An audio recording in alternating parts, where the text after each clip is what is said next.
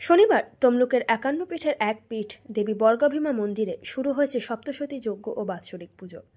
কাত্যায়নী চতুর্দশী তিথিতে প্রতি বছর এই মহাযজ্ঞ ও পুজোর আয়োজন করা হয়, যা এলাকাবাসী এবং দূর দূরান্ত থেকে আগত ভক্তদের জন্য বিশেষ গুরুত্ব বহন করে। মন্দিরের সেবায়িত সমীরণ অধিকারী জানান, এই যজ্ঞের মূল উদ্দেশ্য হল বিশ্ববাসীর শান্তি ও কল্যাণ কামনা করা। এদিন সূর্যোদয় থেকে সূর্যাস্ত পর্যন্ত পুজো চলবে। বিশেষভাবে যজ্ঞে ৫ থেকে ৬ কুইন্টাল কাঠ এবং ২.৫ থেকে ৩ কুইন্টাল ঘি ব্যবহৃত হয় এবং বিভিন্ন দেবদেবীর পুজো করা হয়। মন্দিরের পুরোহিত প্রণব চক্রবর্তী বলেন, চণ্ডী মহাকাব্যের ৭০০ শ্লোক পাঠের মাধ্যমে মায়ের কাছে আহুতি দেওয়া হয়। কলকাতা থেকে আগত ভক্ত জয়িতা ব্যানার্জি জানান, এটি আমাদের জন্য এক বিশেষ আধ্যাত্মিক অভিজ্ঞতা। বহু ভক্ত এই মহাযজ্ঞে অংশ নিতে সারা বছর অপেক্ষা করে থাকেন। প্রথম কথা তো যজ্ঞর কথা কি বলবো, এখানে আপনি যখন প্রথম পা রাখছেন তখন থেকে ফিলিংসটা শুরু হয়।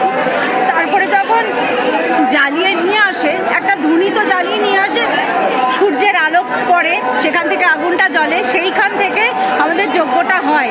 সেই যে প্রতিটা মনে হয় স্বয়ং মা এখানে বিরাজমান আছেন। আপনি যে কাউকে, যত ভক্ত আছে সবাইকে জিজ্ঞেস করবেন, তখন শরীরের কোনো কষ্ট কোনো কিছু উপলব্ধি হয় না, শুধু মা আছেন আর সব কিছু আমাদের যা দুঃখ কষ্ট উনি নিবারণ করে দেবেন, সেটাই শুধু মনে হয়। বিশ্ব চরাচরের জন্য, সবার মঙ্গল কামনার জন্য, সব কিছুর জন্য, সব যত অশান্তি সব কিছু দূর হোক, মা সবার ভালো করুন।